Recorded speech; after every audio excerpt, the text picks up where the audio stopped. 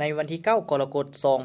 2026ท่านพันเอกบริวงศ์วงศ์หลวงราชหัวหน้ากรมตำรวจสกัดกั้นและต้านอัคคีภัยกรมใหญ่ตำรวจกระทรวงป้องกันความสงบให้สัมภาษณ์ต่อสื่อมวลชนป้องกันความสงบเกี่ยวกับภาระบทบาทและผลงานวิสาสะเพาะระยะหนึ่งผ่านมา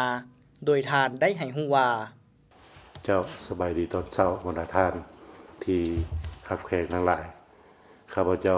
พันเอกบริวงศ์วงศ์หลวงราชหัวหน้ากรมตำรวจสกัดกั้นอัคคีภัยกรมใหญ่ตำรวจกระทรวงความสงบขอรายงานสภาพการเคลื่อนไหวงานเฉพาะสกัดกั้นอัคคีภัยประจำปี2025ที่ผ่านมาเนาะถือว่าภารบทบาทหน้าที่ของกรมพวกเขาแม่นกรมเฉพาะหนึ่งที่ขึ้นกับกรมใหญ่ตำรวจกระทรวงความสงบเฮ็ดหน้าที่ปกปักรักษาทรัพย์สินชีวิตอินทรีย์ทรัพย์สมบัติของภาครัฐก็คือบุคคลนิติบุคคลเพื่อบ่ให้สูญเสียจากสภาพอัคคีภัยเนาะในระยะผ่านมาก็คือ1ปีผ่านมา2025ถือว่าทั่วประเทศอัคคีภัยได้เกิดขึ้นอยู่193ครั้งเนาะและเฉพาะนครหลวงเวียงจันทน์มีอยู่33ครั้งเนาะจำปาสัก46ครั้งสวรรณเขต28ครั้งและบรรดาแขวงอื่นอีกซึ่งสร้างความเสียหายอย่างมหาศาลละเอียดดังรุ่มนี้ผลเสียหายเสียชีวิต11คนบาดเจ็บ8คนประเภทเรือนที่อยู่อาศัย185หลังห้องการรัฐ2หลังโรงเรียน3หลังสร้างเก็บเครื่องนี่4หลังโรงงาน3หลังประเภทห้างขายเครื่องนี่23หลังรถใหญ่13คันอาคารทึกไฟลวกเนาะเลยได้สร้างผลกระทบเล็กน้อยนึง169หลังและอื่นอีกจำนวนหนึ่งมูลค่าเสียหายทั้งหมดนี่208ตื้อ492ล้านกีบเนาะก็ถือว่าเป็นผลเสียหายอย่างมหาศาลเนาะวันนี้สาเหตุที่พาให้เกิดนั้นถือว่าเกิดจากไฟฟ้าลัดวงจร98ครั้งเนาะเลินเล่อขาดสตินี่37ครั้ง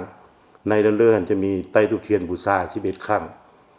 ดังไฟแต่งกลิ่น13ครั้งลนให้ไก่1ครั้งเนาะไต้ยาอุดยุง1ครั้งจูดขี้เหงื่อนี่4ครั้งจูดปลาซาซายนี่3ครั้งคิดกอกยา3ครั้งจูดเผาศพคนเสียชีวิต1ครั้งเนาะ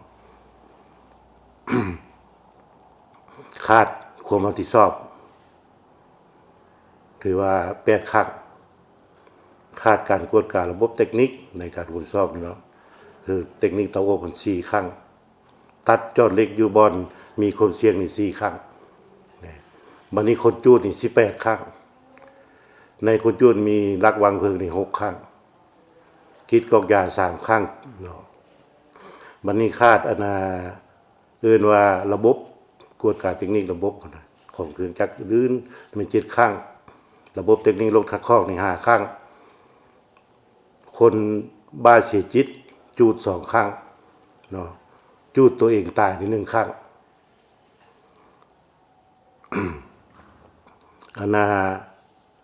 รถอุบัติเหตุปีนแล้วเกิดไฟลุกไหม้นี่3ครั้ง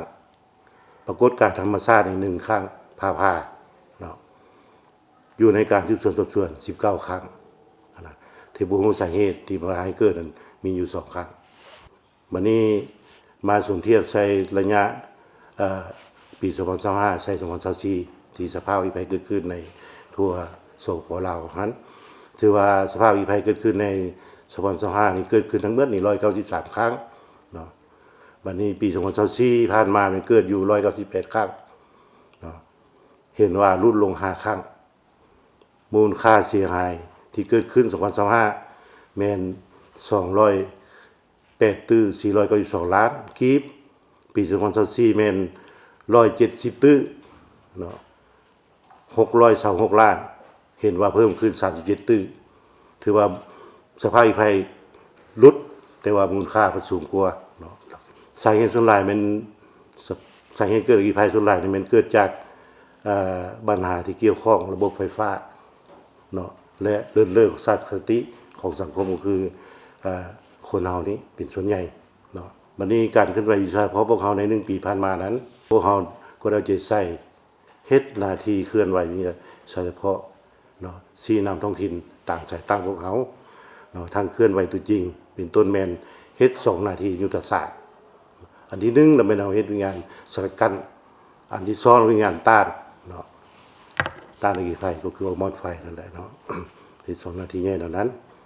นอกจากการนำเสนอบรรดาผลงานด้านดีขอคงข้างแล้วท่านพันเอกบริวงศ์วงศ์หลวงลาดหัวหน้ากรมตำรวจสกัดกั้นและต้านอัคคีภัยก็ยังได้ชี้แจงให้ฮู้ตื่มต่อกับบางปัญหาต่างๆที่ถูกเป็นข้อวิพากษ์วิจารณ์จากสังคมโดยผ่านสื่อโซเชียลมีเดียทางเฟซต่างๆและเฮ็ดให้สังคมเกิดความเข้าใจผิดต่อกับการปฏิบัติหน้าที่ของเจ้าหน้าที่ตำรวจสกัดกั้นและต้านอัคคีภัยก็ขออนุญาตตอบตามหางเสียงของสังคมที่ได้เอิ้นว่าวิพากษ์วิจารณ์ในเวียงงานพวกเขาหัน1มาในการออกมดไฟแต่ละครั้งที่เกิดเหตุขึ้นหันที่พวกเขาพอสถานที่แล้วเป็นอย่างบ่มอดเนาะปัญหาที่1ปัญหาที่2เกี่ยวกับไปซักซ่าเนาะปัญหาที่3คันหางเสียงโจมตีแล้วไปมอดเอาทานเนาะที่ได้ยินโดยมาตลอดนั้นข้าพเจ้าขอยังยืนว่าการเอาหมดไฟแต่ละครั้งเว้าเรื่อง1การซักซ่าแล้วแม่นก็มีเหตุผลของมันเนาะอันที่1แล้วมันเกิดในชั่วโมงเร่งด่วนเนาะหมายว่าชั่วโมงเร่งด่วนเป็นชั่วโมงไปล่ามาการนั้นมันจะให้รถติดซักซ่า2มาถนนหนทางพวกเฮานี้คับแคบบ่อันที่3มาแล้วแม่นอันจุดสถานีมอดไฟไปหาบ่อนจุดเกิดเหตุห่างไกลจะใช้เวลาเนาะแล้วปัญหาที่2นี้ไปฮอดแล้วไปยังบ่มอด1ไปฮอดแล้วแม่นเฮาต้องได้รอท่าการตัดไฟของไฟฟ้าถ้าว่าไปฮอดแล้วฉีดน้ำมอดเลยจะเฮ็ดให้ไฟฟ้าช็อตเนาะเฮ็ดให้กำลังบ่รับประกันทางด้านสุขภาพอันที่3มาแล้วแม่นไปฮอดเฮาต้องมีวิศวการสังเกตก่อนไฟไหม้อันเกิดขึ้นมันไหม้อีหยังมันเป็นธาตุหยังอยู่ในหันบางจุดบางสางหรือเฮือนประชาชนพวกเฮานี้เก็บวัตถุที่เป็นสารอื่นๆบ่สามารถนำใส่น้ำมอดได้ถ้าเฮาบ่ฮู้ว่าสาเหตุอยู่ในจุดสถานที่เกิดเหตุมันมีหยังอยู่หั่นใส่น้ำฉีดบางเทื่อมันแตกระเบิดเกิดให้บ่รับประกันถึงแก่ชีวิตฉะนั้นก็มีสาเหตุหลักๆแนวนั้นที่ผ่านมาเนาะที่ระยะผ่านมาคือซุมปีผ่านมามันก็เว้าเรื่องไปแล้วบ่ได้มอดก็มีบางเหตุการณ์เนาะแต่ระยะหลังๆผ่านมานี้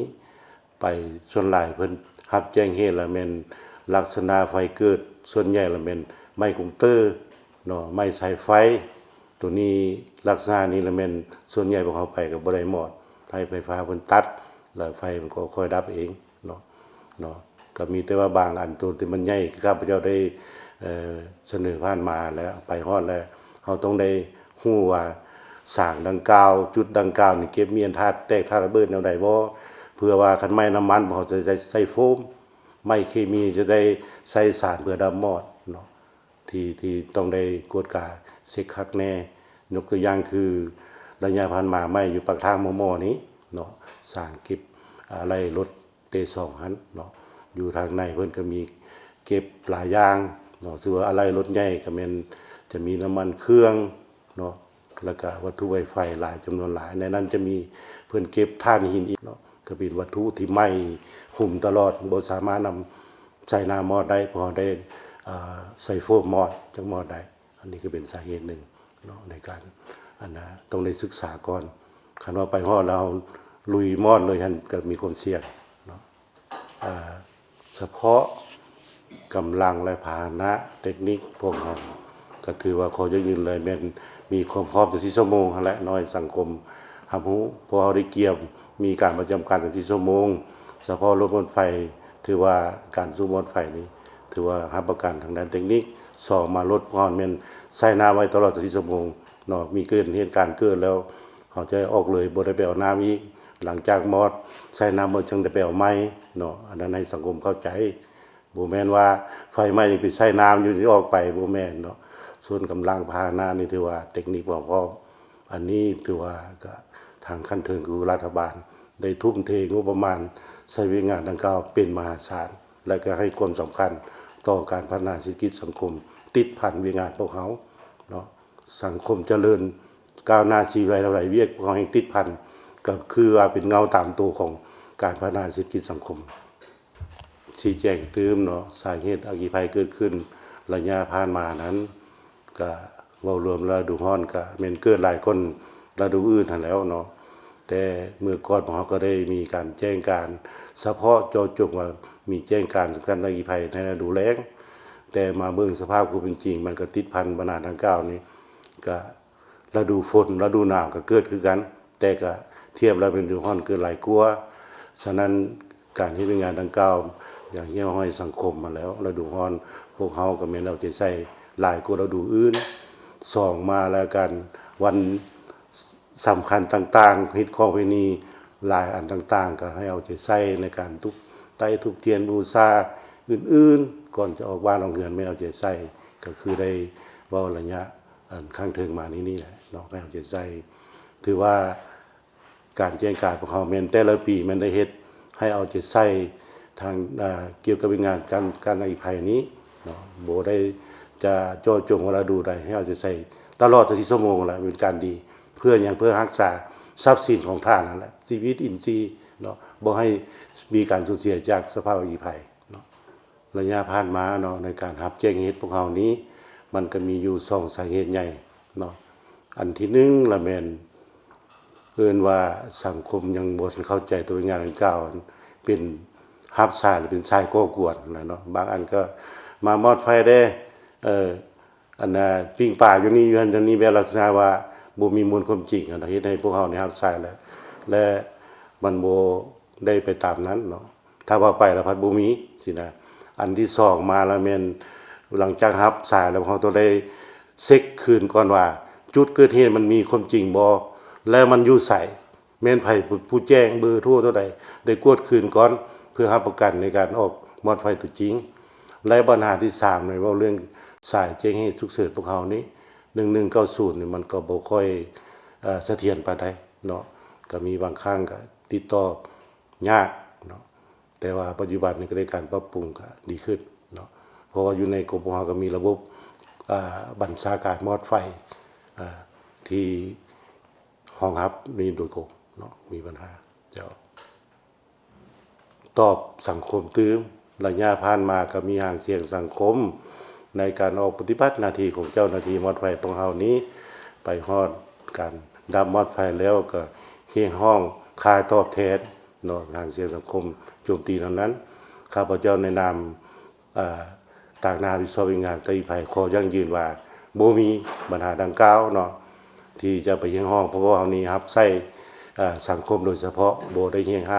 ค่าตอบแทนใดๆทั้งสิ้นเนาะถือว่าเป็นงบประมาณภาครัฐทุ่มเทโดยตรงเนาะฉะนั้นทางสังคมหรือบุคคลนิติบุคคลเห็นในการเอามอดภัยของเฮาเรียกร้องค่าตอบแทนค่าปฏิบัติหน้าที่และให้แจ้งมากรมสถานภัยพวกเฮาเนาะสามารถกวดคืนและปฏิบัติระเบียบตามหลักการของกำลังพวกเฮาโดยเข้มงวดเนาะสุดท้ายนี้ข้าพเจ้าต่างหน้าให้กรมสถานภัยก็ขออวยพรมายังการนำภาครัฐขั้นสูงก็คือการนำของกระทรวงความสงบให้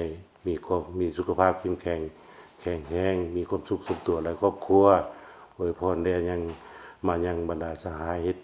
หน้าที่กำลังสถานภัยในขอบเขตทั่วประเทศจงมีสุขภาพแข็งแรงพร้อมกันปฏิบัติหน้าที่ให้มีผลสำเร็จอวยพรมาแด่สังคมพ่อแม่ประชาชนทั้งหมดในทั่วสังคมสปลาวของเฮาจงพร้อมพากันเอาใจใส่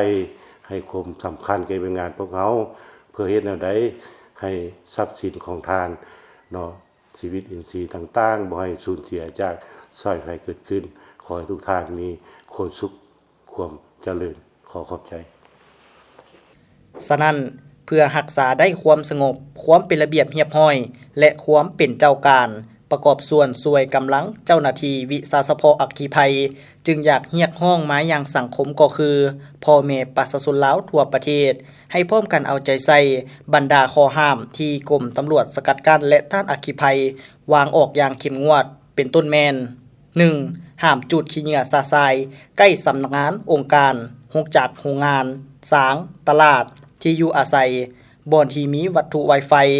บ่อนซุมซนหนาแน่นและบ่อนอื่นๆที่อาจจะเกิดไฟไหม้ลามได้ 2. ห้ามจุดปลาล่าเนื้อจุดให้จุดส่วนถ้ามีความจำเป็นต้องมีการป้องกันและสร้างระยะห่างบ่ให้ไฟลาม 3. ห้ามนำเอาน้ำมันเสื้อไฟธาตุเคมีวัตถุไหม้ระเบิดเก็บรักษาไว้ในเรือนสถานที่เฮ็ดเวียกที่พักอาศัยหรือบ่อนที่มีแหล่งความร้อนสูงบ่ให้นำเอาน้ำมันเสื้อไฟใส่ฟุ้ยตุกแก้วและอื่นๆวางขายซาซายเฉพาะอยู่สางหรือปั๊มน้ำมันต้องมีการกวดกาการรั่วไหลของน้ำมันมีข้อกำหนดกฎระเบียบและวิธีการสกัดกั้นและต้านอัคคีภัยอย่างเข้มงวด 4. ห้ามใช้โทรศัพท์สูบยาและวัตถุที่พาให้เกิดประกายไฟอยู่สางน้ำมันและปั๊มน้ำมันบริการต่างๆ